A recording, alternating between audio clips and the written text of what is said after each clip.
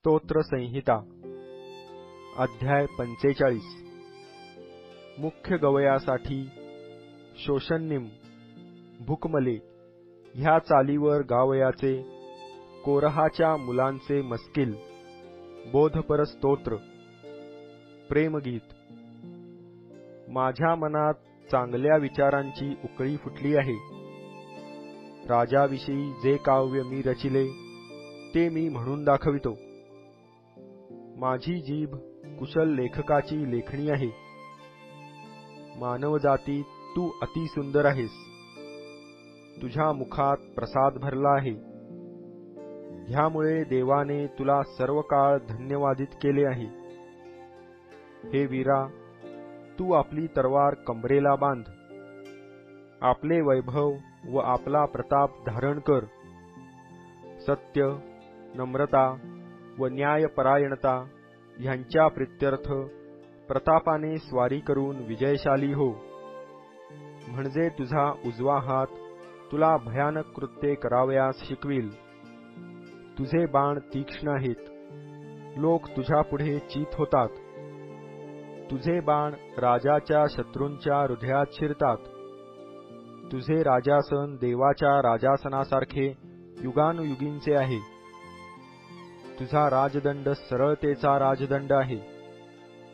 तुला नीतिमत्वाची आवड व दुष्टाईचा वीट आहे. म्हणून देवाने तुझ्या सोबत्यांपेक्षा श्रेष्ठ असा हर्षदायी तेलाचा अभिषेक तुला केला आहे. तुझ्या सर्व वस्त्रांना बोळ, ऊद व दालचिनी ह्यांचा सुगंध येत आहे. हस्तिदंती राजमंदिरातील तंतुवाद्ये तुला आनंदित करीतात.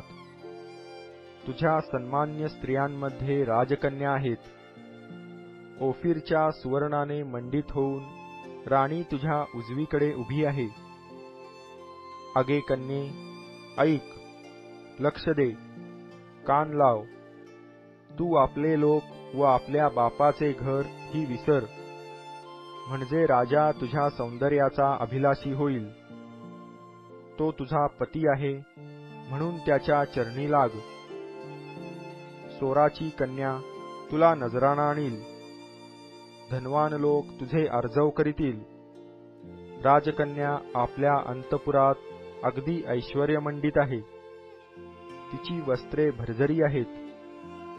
तिला कशिद्याची वस्त्रे नेसवून राजाकडे मिरवीत नेतील.